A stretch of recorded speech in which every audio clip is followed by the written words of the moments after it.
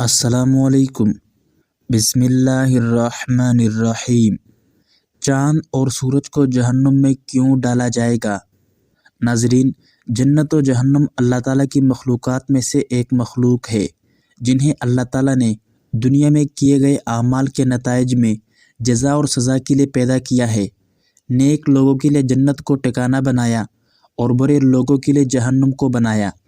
حضرت ابو ہریرہ رضی اللہ عنہ سے روایت ہے کہ ہم رسول اللہ صلی اللہ علیہ وسلم کے ساتھ تھے کہ اچانک ایک دھماکے کی آواز آئی۔ رسول اللہ صلی اللہ علیہ وسلم نے دریافت کیا کہ تمہیں معلوم ہے یہ آواز کیسی ہے؟ صحابہ نے عرض کیا کہ اللہ اور اس کے رسول ہی بہتر جانتے ہیں۔ تب آپ صلی اللہ علیہ وسلم نے فرمایا، یہ ایک پتھر تھا جو آج سے 70 سال پہلے جہنم میں پھینکا گیا تھا اور آگ میں گرتا چلا جا رہا تھا، اور اب وہ جہنم کی تہہ تک پہنچا ہے۔ حضرت انس بن مالک رضی اللہ عنہ سے روایت ہے کہ رسول اللہ صلی اللہ علیہ وسلم نے ایک آیت تلاوت فرمائی جس کا ترجمہ ہے، مومنو اپنے آپ کو اور اپنے اہل و عیال کو جہنم سے بچاؤ، جس کا ایندھن آدمی اور پتھر ہے، اور جس پر تندخو اور سخت مزاج فرشتے مقرر ہے، جو ارشاد خدا ان کو فرماتا ہے اس کی نافرمانی نہیں کرتے، اور جو حکم ان کو ملتا ہے اسے بجا لاتے ہیں۔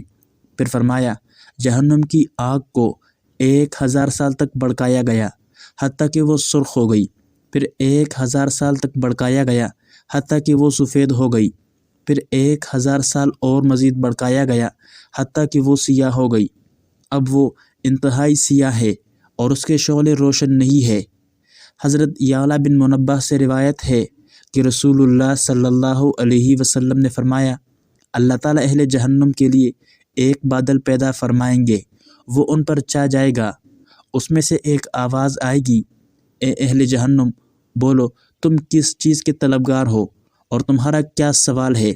جہنمیوں کو بادل دیکھ کر دنیا کے بادل اور وہ پانی جو ان پر برستا تھا یاد آ جائے گا، لہٰذا وہ سوال کریں گے کہ اے رب، ہمیں پینے کے لیے پانی چاہیے، لہٰذا ان پر طوق برسیں گے جو ان کے پہلے طوقوں میں اضافہ ہو جائیں گے، ان پر زنجیریں برسیں گی جو ان کی زنجیروں میں اضافے کا سبب بنے گی، اور آگ کے شعلے برسیں گے جو جہنم کی آگ کو دو چند کر دیں گے۔ سیدنا ابن عباس رضی اللہ عنہما فرماتے ہیں کہ سورج، چاند اور ستاروں کو لپیٹ کر بے نور کر کے سمندر میں ڈال دیا جائے گا، اور پھر مغربی ہوائیں چلے گی اور آگ لگ جائے گی۔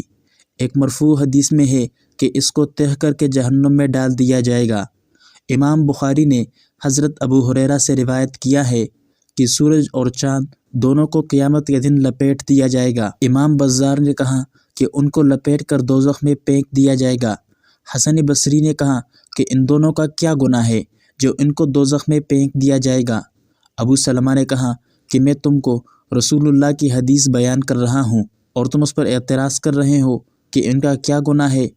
امام ابو یعلا نے اس حدیث کو حضرت انس سے روایت کیا ہے، اور اس میں یہ اضافہ ہے کہ سورج اور چاند کو دوزخ میں اس لیے پھینکا جائے گا تاکہ سورج اور چاند کی عبادت کرنے والے ان کا انجام دیکھ لے۔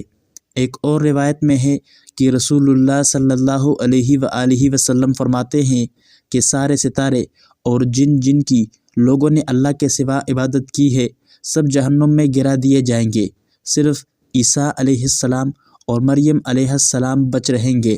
اگر یہ بھی اپنی عبادت سے خوش ہوتے تو یہ بھی جہنم میں داخل کر دیے جاتے۔ مروی ہے کہ اس میں کوئی شک نہیں کہ سورج اور چاند بھی وہ چیزیں تھیں جن کی لوگ خدا کی بجائے پوجا کرتے تھے، حالانکہ وہ دونوں جمادات میں سے ہیں، اور وہ آگ میں داخل ہونے کے بعد بھی عذاب میں مبتلا نہیں ہوں گے، اور وہ اس میں صرف اس لیے داخل ہوں گے تاکہ ان کی پوجا کرنے والے ذلیل و خوار ہو، اس لیے نہیں کہ وہ دونوں گنہگار ہیں، جیسا کہ اس کا فرمان ہے کہ اگر وہ معبود ہوتے تو آگ میں داخل نہ ہوتے، اور وہ سب اس میں ہمیشہ رہیں گے۔ اور یہی بات ان پتھروں کے بارے میں بھی صادق ہے جنہیں خدا نے جہنم کی لکڑی بنایا ہے، جیسا کہ اس کا فرمان ہے کہ آگ کی لکڑی وہ لوگ اور پتھر ہے، کیونکہ یہ واضح ہے کہ پتھر گناہ نہیں کرتے۔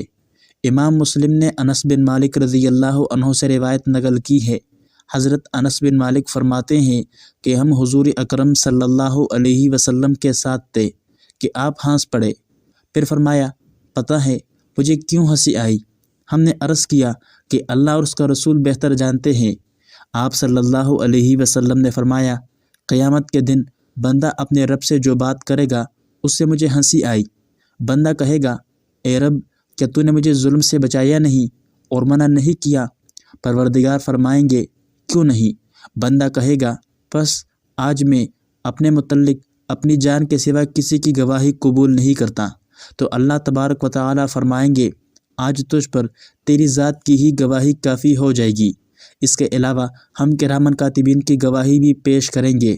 پھر اللہ تعالیٰ اس کے منہ پر مہر سکوت ثبت فرما دے گا اور اس کے تمام اعضاء کو حکم دیں گے بولو، پس اس کے تمام اعضاء اس کے اعمال کی گواہی دیں گے، یعنی پاؤں کہیں گے کہ یہ مجھ پر گناہ کی طرف گیا ہے، آنکھیں کہے گی کہ اس نے میرے ذریعے سے نامحرم عورتوں کو دیکھا ہے، پھر اس کے اور اس کے اعضاء کے درمیان بات چیت ہوگی، وہ اپنے اعضاء پر برہم ہو کر کہے گا تم پر پٹکار پڑے، میں تمہارے لیے تو کوشش کر رہا تھا کہ تم لوگ جہنم کی آگ سے بچ جاؤ۔ حضرت ابو سعید رضی اللہ عنہ روایت نقل کرتے ہیں کہ رسول اللہ صلی اللہ علیہ وسلم نے فرمایا قیامت کے دن کافر شخص کو اس کے اعمال سے آگاہ کیا جائے گا تو وہ انکار کرے گا اور جھگڑے گا۔ اسے کہا جائے گا دیکھے یہ تیرے پڑوسی تجھ پر گواہی دیتے ہیں، وہ کہے گا یہ جھوٹ بولتے ہیں۔ پھر کہا جائے گا اچھا یہ تیرے اہل و عیال اور خاندان والے تجھ پر گواہی دیتے ہیں، وہ کہے گا یہ بھی جھوٹ بولتے ہیں۔ تو پھر کہا جائے گا تم قسم اٹھاؤ، وہ قسم اٹھائیں گے، وہ تب بھی نہیں مانے گا، تو اللہ تعالیٰ ان سب کو خاموش کر دیں گے اور اس کی زبان اور دیگر اعضاء و جوارح اس کے خلاف گواہی دیں گے، پھر اس کو جہنم میں داخل کر دیا جائے گا۔ اللہ تعالیٰ سے دعا ہے کہ اللہ پاک ہمیں جہنم کی آگ سے بچائے رکھے، آمین یا رب العالمین۔